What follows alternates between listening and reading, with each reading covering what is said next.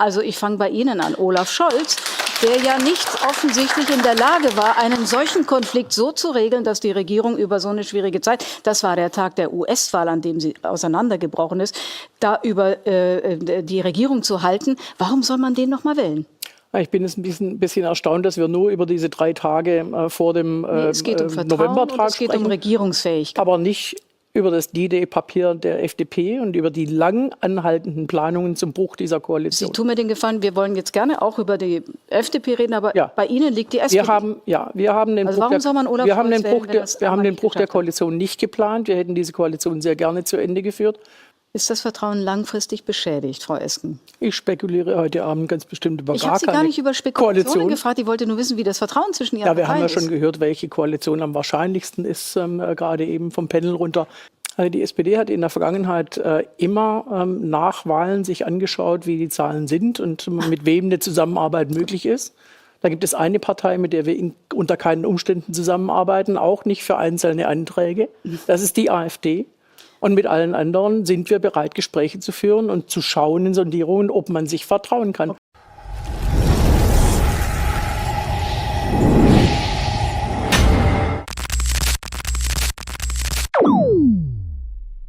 Hey Leute, es ist wieder soweit. Saskia Esken hat sich mal wieder zu Wort gemeldet.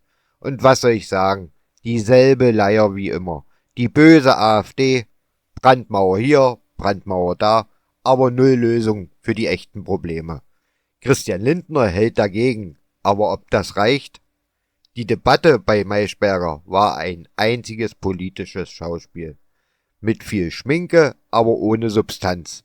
Warum Esken sich lieber selbst zuhören sollte, anstatt Politik zu machen und warum Lindner auch nicht wirklich überzeugt, das erfahrt ihr hier. Also bleibt dran und nicht vergessen, liken, abonnieren und kommentieren. Eure Meinung ist gefragt. Auf geht's!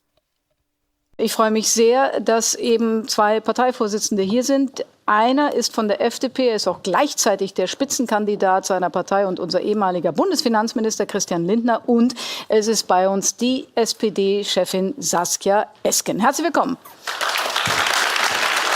Gerade eingeschneit. Schönen guten Abend. Hallo. Abend. Wir wählen ja, weil die Regierung, die Ihre beiden Parteien auch mal eben gebildet haben, mit großem Knall und auch sehr persönlichen Angriffen auseinandergegangen ist. Wie oft haben Sie seitdem gesprochen, seit diesem Ampelbruch, persönlich? Seither hatten wir keine Gelegenheit zu sprechen.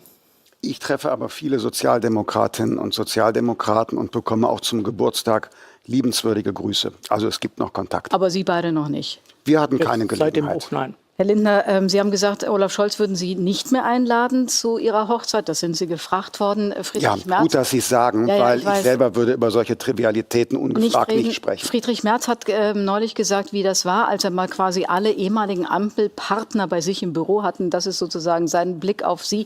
Der hat gesagt, als ich Sie dann einmal alle zusammen im Büro hatte, habe ich verstanden, warum die Ampel auseinandergebrochen ist. Da war nur Gift. Ist das Vertrauen langfristig zerstört? Nein, Friedrich Merz hat ja hier nur eine Impression geschildert. Tatsache war, dass die Gespräche über einen überfraktionellen Schulterschluss in der Frage der Migrationspolitik vor allem gescheitert sind an Bündnis 90 Die Grünen.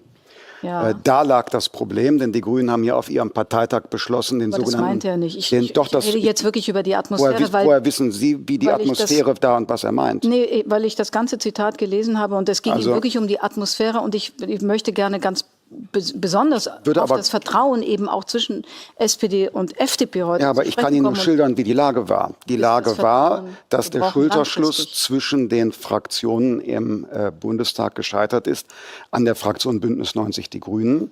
Denn sie sind gegen die Aussetzung des sogenannten Familiennachzugs. Sie hatten auf ihrem Parteitag ja beschlossen, dass sie sogar den Familiennachzug ausweiten wollen. Und da lag das Problem. Gegen die Grünen. Die Frage war, ist das Vertrauen zwischen Ihren beiden Parteien langfristig beschädigt? Wir spekulieren jetzt über eine Deutschlandkoalition, die es noch nicht gibt. Ich sage mal ganz offen, mir wäre es am liebsten, es gäbe eine Bundesregierung ohne linke Parteien. Ist das Vertrauen langfristig beschädigt, Frau Esken? Ich spekuliere heute Abend ganz bestimmt über Ich habe Sie gar nicht über Spekulationen Koalition gefragt. Ich wollte nur wissen, wie das Vertrauen zwischen Ihren Ja, wir Parteien haben ja ist. schon gehört, welche Koalition am wahrscheinlichsten ist, gerade eben vom Panel runter. Ich würde heute Abend nicht über Koalitionen spekulieren, sondern darüber, wie dieses Land geführt werden muss. Ganz genau. Und welche Politik das dazu ist übrigens notwendig auch ist. mein Thema. Deswegen möchte ich gerne Genau. wissen, wie ist das Vertrauen zwischen zwei Akteuren heute, die miteinander regiert haben?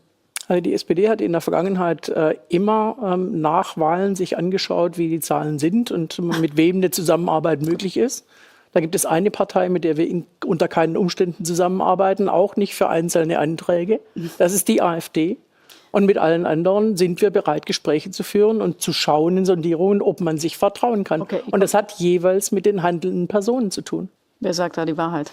Naja, das Papier, also erstmal interessant, dass Sie jetzt noch hier ZDF-History nachspielen, aber das Papier Mit Verlaub, das ist nicht ZDF-History, das Papier, sondern es ist die ARD und es ist Stefan Lambi und das ist trotzdem, woher. Ja, aber trotzdem stimmt es ja in der Sache nicht und das kann ja jeder, der Google bedient, nachprüfen. Das Papier von Olaf Scholz, wo er gefordert hat, 15 Milliarden Euro zusätzliche Schulden an der Schuldenbremse vorbei, um 3 Milliarden Euro davon der Ukraine zu geben. Das wurde am Mittwoch erstmals vorgelegt, sowohl Herrn Habeck als auch mir. Das gab es vorher nicht, dieses Papier. Und übrigens, Ich war übrigens auch dabei. Und? Genau, also dieses Papier gab es erst am Mittwoch. Ich will aber gerne noch, damit wir über diese vertrauensvolle Zusammenarbeit weitersprechen, das Narrativ vom Ampel aus muss ja heute völlig neu geschrieben werden. Die Erzählung ist ja anders. Wir wissen ja heute, dass die 3 Milliarden Euro zusätzlich für die Ukraine ohne Ausnahme von der Schuldenbremse finanzierbar wären. Vorvergangene Woche hat der Deutsche Bundestag die Bundesregierung aufgefordert, diese 3 Millionen als sogenannte außerplanmäßige Ausgabe bereitzustellen, ohne Notlagenbeschluss Schuldenbremse. Und da hat die SPD-Fraktion sich sogar nur enthalten bei diesem Beschluss. Das heißt, die SPD stützt noch nicht mal mehr die alte Erzählung von Olaf Scholz. Ist das so? Nein, das ist nicht richtig. Zum einen hat dieser Vorschlag nicht erst am Mittwoch vorgelegen, sondern schon vorher. Ihr habt schon am Sonntag drüber gesprochen. Zumindest inhaltlich, ob das aufgeschrieben war, weiß ich nicht, aber du kannst ja auch zuhören. Und insofern war der Vorschlag klar. Es ist ganz klar, dass wir diese erhebliche Mehrausgabe, die wir durch die Ukraine zu stemmen haben, sowohl für die militärische Hilfe und wenn noch zusätzlich was geleistet werden muss, was sich ja jetzt noch mehr aufdrängt als vorher, als auch die Kosten für die Flüchtlinge, dass wir das nicht aus dem Haushalt stemmen können. Dieser Haushalt hat einen Fehlbetrag von um die 20 bis 25 Milliarden Euro. Der Haushaltsentwurf, den hast du noch verantwortet, du dürftest ihn kennen.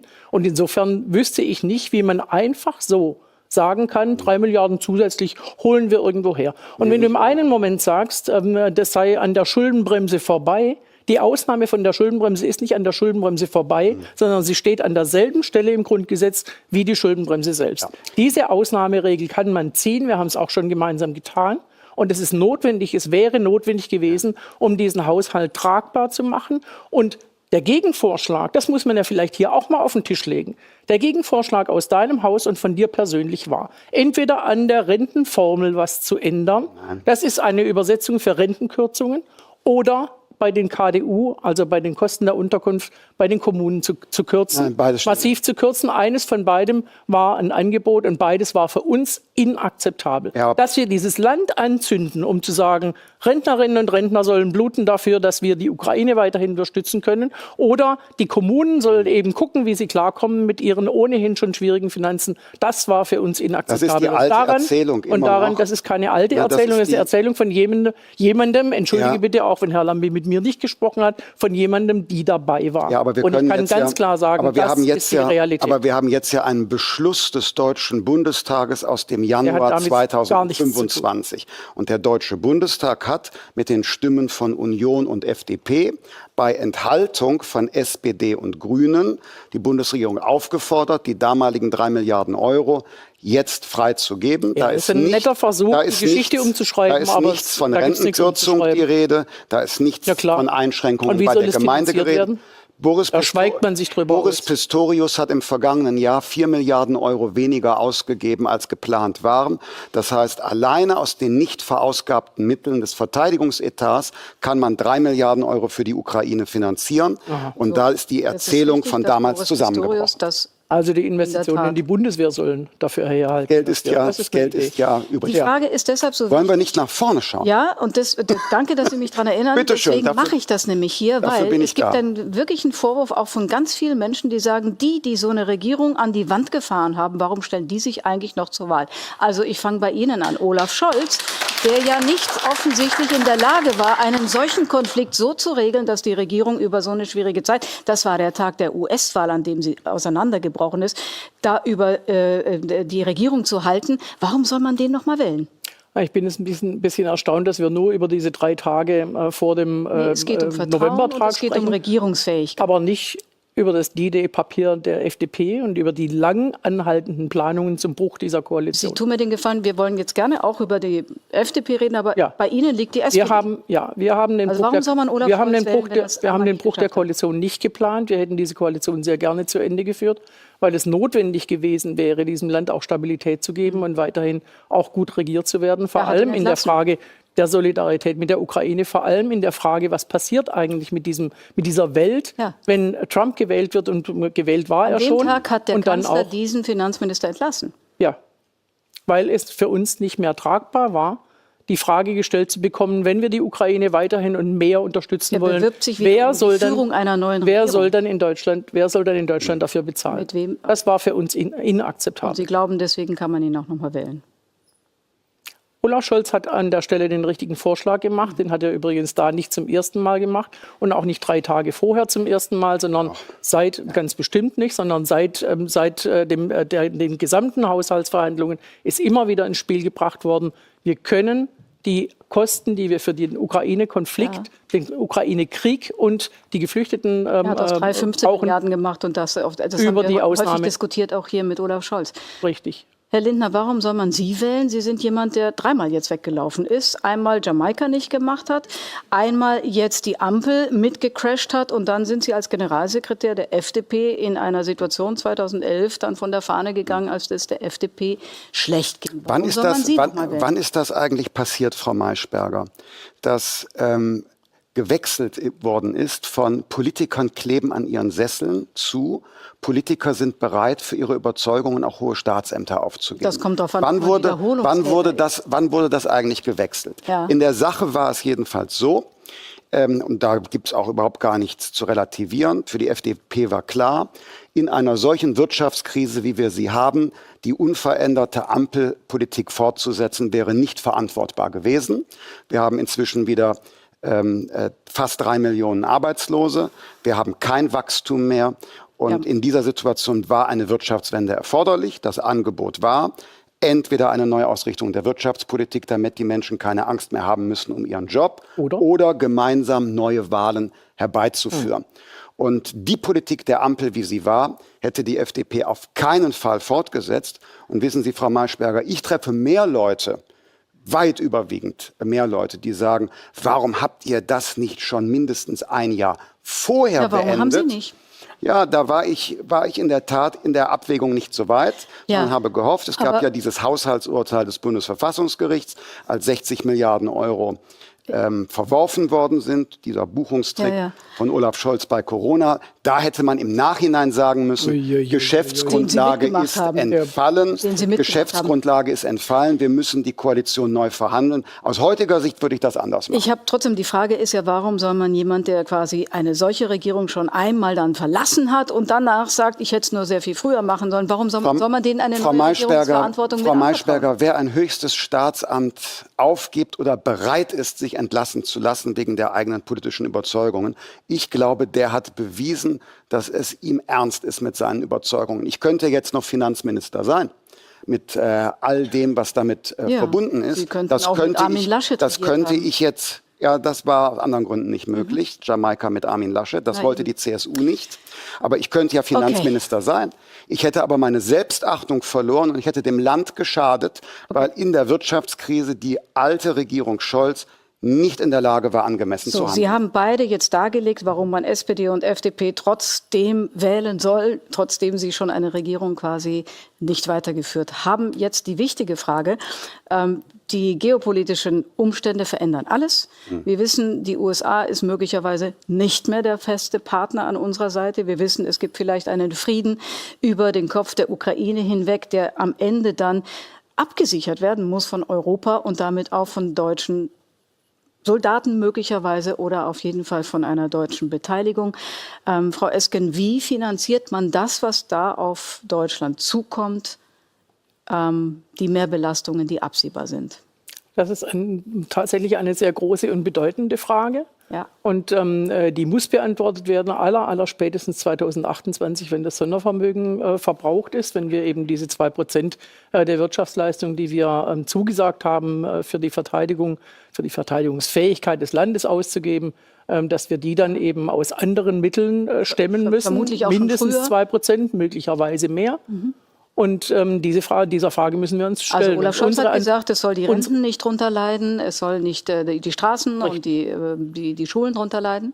Ja, ich sage nochmal, wir dürfen dieses Land nicht anzünden, den Zusammenhalt im Land nicht anzünden. Wir dürfen den Rentnerinnen und Rentnern und auch denen, die heute in die Rente einzahlen und sich darauf verlassen wollen, nicht zumuten zu sagen, ihr müsst dafür bluten, insbesondere die mit den geringen Renten, die ohnehin schon zu knapsen haben. Heißt? Ihr müsst dafür bluten, dass die Bundeswehr besser ausgestattet wird. Und das heißt, wo kommt das Geld her? Genauso wie Ursula von der Leyen auch schon auf europäischer Ebene vorgeschlagen hat, für diese besondere Aufgabe, jetzt die Verteidigungsfähigkeit hochzufahren, müssen wir die Schuldenbremse reformieren. Das Argument, das Sie immer hatten, die Schuldenbremse in Deutschland ist ja nichts gegen das, was in Europa gilt. Das ist möglicherweise demnächst nicht mehr gültig, weil der Stabilitätspakt in Europa angegriffen wird. Also kommen Sie aus. Bei solchen Ausgaben sollten Sie mal wieder Finanzminister sein, ohne mehr Schulden. Also die 100 Milliarden Euro an Sonderprogramm für die Bundeswehr habe ich ja als Finanzminister vorgeschlagen und verantwortet. Also insofern bin ich nicht orthodox. Aber ich weiß eins, dauerhaft über Jahre und Jahrzehnte mit wachsender Staatsverschuldung die Verteidigungsfähigkeit sicherzustellen, wäre nicht nachhaltig. Das kann man, wie Deutschland das gemacht hat, einen kurzen Zeitraum machen. Das haben wir getan. Aber danach ist das eine dauerhafte Staatsausgabe. Wir haben das schon einmal gekonnt. In der Vergangenheit haben wir ja die Verteidigungsfähigkeit Deutschlands dargestellt, auch mit den entsprechenden NATO-Quoten gemessen an unserer jährlichen Wirtschaftsleistung. Es ging also. Aber ohne Schuldenbremse. Und ich will sehr deutlich sagen, dass... Ich darf ganz kurz den Punkt gerne zu Ende machen. Ich glaube, dein Punkt ist verstanden. Über Verschuldung lösen. Ich würde gerne mein Alternativangebot unterbreiten. Wir haben damals einen Staat gehabt, der sich sehr viel stärker auf seine Kernaufgaben konzentriert hat. Heute verzettelt unser Staat sich, er bürokratisiert das Leben, das kostet viel Geld. Der Staatsapparat ist nahezu unkontrolliert gewachsen. Also die erste Aufgabe ist, Staatsapparat verschlanken, Sozialstaat treffsicher machen, sodass man Antriebslosigkeit etwa beim Bürgergeld nicht toleriert, die Folgen der irregulären Migration, die Kosten im Sozialstaat begrenzen und da sich jetzt alles ändert geopolitisch, müssen wir auch getroffene Grundentscheidungen verändern. Deutschland beabsichtigt ja 2045 klimaneutral zu sein.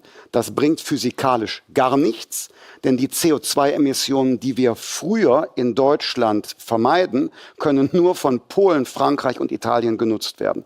Diese 5 Jahre schneller, das europäische Ziel ist 2000. Kriegen Sie dann Strich drunter 750 Milliarden Euro, sagen Gutachten, ist der Preis, 750 Milliarden Euro ist der Preis, 5 Jahre schneller klimaneutral zu sein, als die EU will. Das heißt, durch eine andere Form der Staatsausgaben in Deutschland, wir haben ja 1 Billion im Jahr, Staatsapparat verschlanken, Treffsicherheit am Arbeitsmarkt, irreguläre Migration, grüne Subventionen und realistisches Klimaziel, haben wir die Mittel, nicht nur die Sicherheit zu stärken, sondern auch Bildung und Infrastruktur zu modernisieren. Frau Esken, Sie wollten das Also ich will sehr klar sagen, dass es zumindest mit mir als SPD-Parteivorsitzende ganz bestimmt keine Politik gibt, die in diesem Land den Sozialstaat rasiert, die in diesem Land wieder auf Menschen herabblickt, die mit geringen Einkommen jeden Tag ihr Leben versuchen zu stemmen. Und ganz bestimmt auch keine Politik, die nach den Steuerkonzepten von CDU, FDP und übrigens auch AfD den Reichsten im Lande zugutekommt und bei den Armen spart. Das machen wir nicht mit. Das ist vollkommen klar. Das ist vollkommen klar. So, und das also Argument, das Sie ein vorhatten, Steuerkonzept, das jetzt im kommenden Jahr nach der Bundestagswahl, nach Willen der FDP, den Staat um 140 Milliarden Euro ärmer macht. Und alleine 40 Milliarden davon gehen an das oberste Prozent dieses Landes. Das ist für mich als SPD-Parteivorsitzende vollkommen inakzeptabel. Und schon sind wir bei den Steuern? Können wir gerne was zu sagen. Wir haben ja in Deutschland gegenwärtig kein Wachstum. Wir haben eine sich dramatisch zuspitzende Wirtschaftskrise. Große Unternehmen machen mit öffentlicher Anteilnahme dicht oder entlassen. Der Mittelstand, das Handwerk, da gehen die Betriebe im Stillen vor die Hunde. Und wir müssen einfach schauen, dass wir da wieder wettbewerbsfähig werden. Das ist einerseits eine Frage... Mit Steuergeschenken an die Reichen? Ja, ich würde eher sagen, Entlastung des Mittelstands, Entlastung derjenigen, die Der Mittelstand ist das obere Prozent? Was du vielleicht... Die Einkommenssteuer ist in vielen Handwerksbetrieben und bei vielen Freiberuflern die betriebliche Steuer. Das sind keine Kapitalgesellschaften, die zahlen Einkommenssteuer, als wären sie Angestellte, aber es ist die betriebliche Steuer. Ich kenne eine ganze Menge Handwerkerinnen und Handwerker, die verdienen keine Millionen. Es geht auch nicht um die Millionen, sondern es geht darum, dass wir insgesamt in Deutschland wieder eine Wettbewerbsfähigkeit erreichen müssen. Wir würden nicht im ersten Jahr unser ganzes Steuerkonzept umsetzen, aber wir müssen doch sehen, dass unser Land kein Wachstum mehr hat. Wir waren vor 10 Jahren Platz 6 der globalen Wettbewerbsfähigkeit. Wir sind jetzt noch Platz 24. Ich merke, das hängt mit Bürokratismus zusammen, das hängt mit den hohen Energiepreisen zusammen, aber das hängt auch mit den hohen Steuern zusammen. Donald Trump denkt daran, dass er auf 15% effektive Belastung der Wirtschaft runter will. Wir sind bei 30. So. Wir sind aber nicht doppelt so gut wie die USA, also können wir auch nicht länger doppelt so teuer sein. Wie ist denn nochmal die Staatsverschuldung der USA und unsere oder Frankreich sind unsere? In der Tat, Donald Trump hat einen einzigen Gegner und das ist der Anleihemarkt, weil die Zinsen für die amerikanischen Staatsanleihen immer weiter steigen. So, ich habe das Gefühl, bei Steuern, Italien, bei Schulden wird es ganz schwierig, sich die FDP zusammen mit der SPD zu denken in einer möglicherweise zukünftigen Konstellation. Sind Sie sich einig in der Beurteilung dessen, was die Amerikaner da in München auf der Sicherheitskonferenz gesagt haben? Also das war der Vizepräsident J.D. Vance, der gesagt hat, in Deutschland auch, mit Blick auf Deutschland, es gibt keinen Platz für Brandmauern.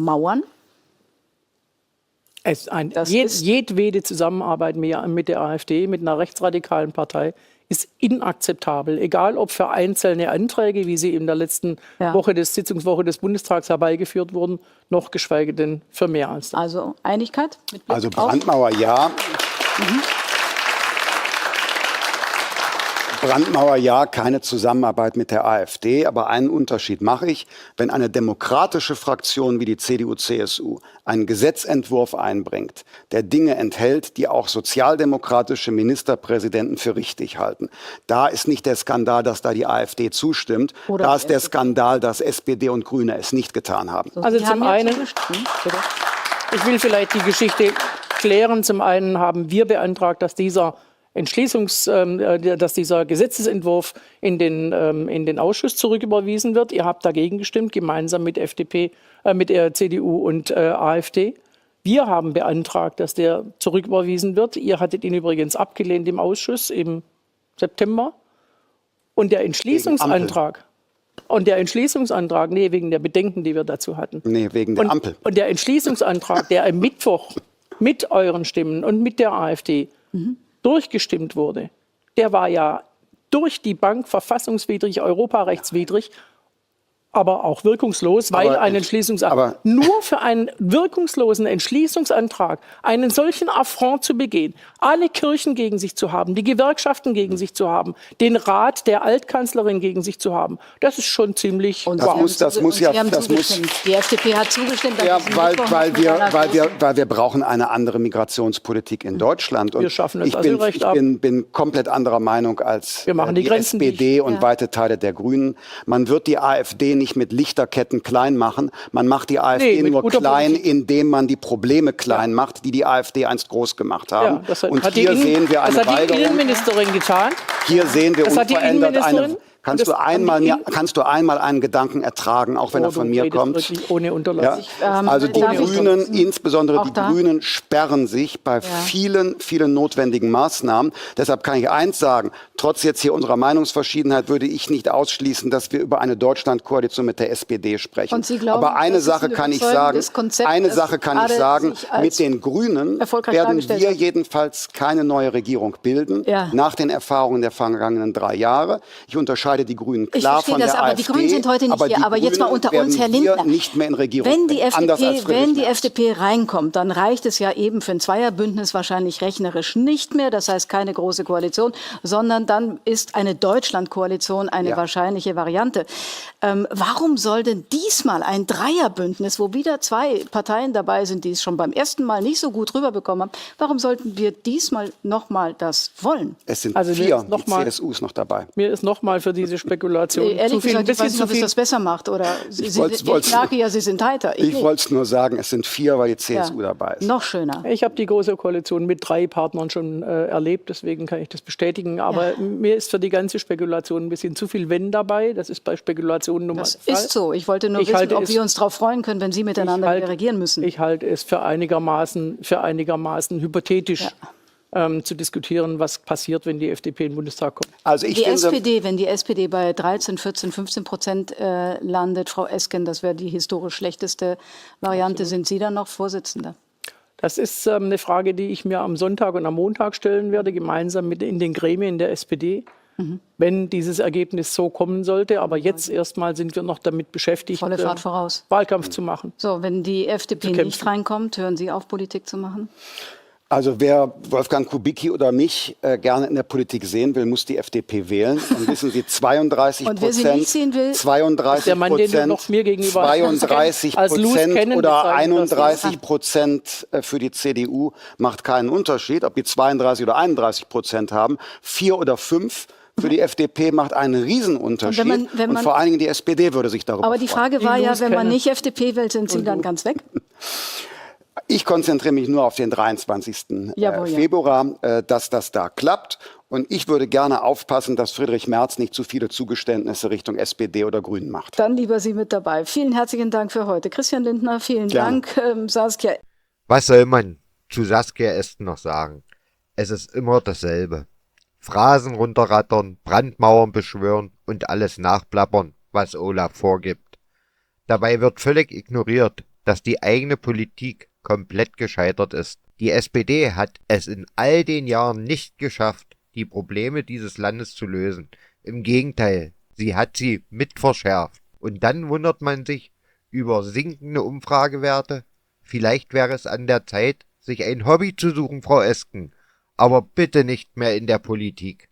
Was meint ihr? Schreibt es in die Kommentare. Und wie immer, liken, abonnieren und nicht vergessen, eure Meinung zählt. Bis zum nächsten Mal.